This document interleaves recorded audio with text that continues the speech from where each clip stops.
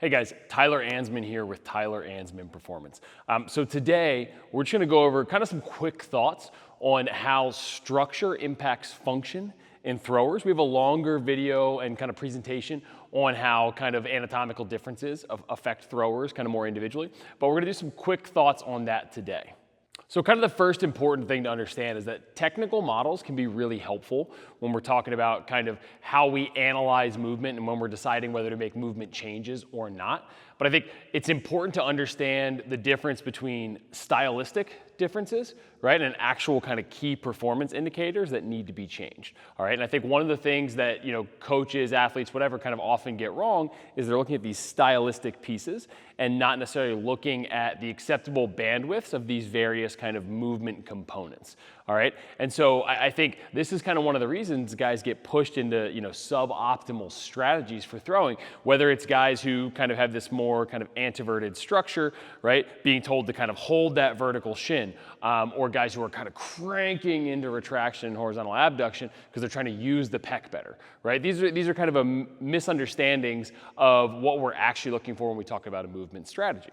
And so I think kind of one of the really good examples of this is Jake Arrieta. So when he was first in Baltimore, reportedly he was at odds with kind of the Orioles front office and staff, and especially the pitching staff, because they were trying to kind of get him out of this cross body pattern and things like that, and get him change his direction a little bit down the mound. All right, and obviously while he was in Baltimore, it didn't really work out from a performance side of things, and I'm sure there were a variety of reasons for that. But when he was deciding kind of where he was going next, when he was going to Chicago, one of the things that apparently he talked to kind of the staff there about was like, hey, nobody's changing me in this regard anymore. You got to let me do what I do. And obviously over the next couple of seasons, he performed. He had a historically great season and a half, arguably one of the greatest kind of periods of all time for a pitcher once he got there. So I think one of these things is we want to kind of lean into our structure a little bit and let it kind of determine our movement strategy and kind of build around that.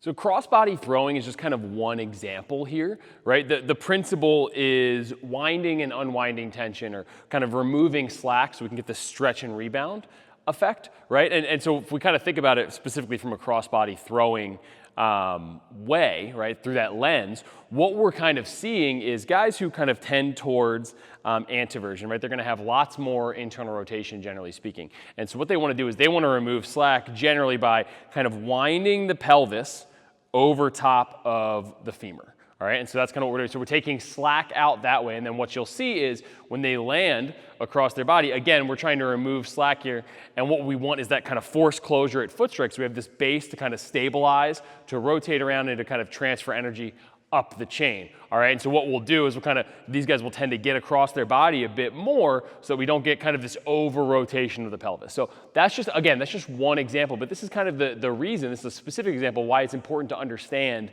the underlying principles of elite throwers or elite throwing, and what are just kind of stylistic differences, as well as kind of what are the acceptable bandwidths of movement and why guys are choosing various strategies, right? We don't want to take away somebody's superpower because we think, we actually want to fill in the gaps of this weakness. So just kind of an important thing to understand.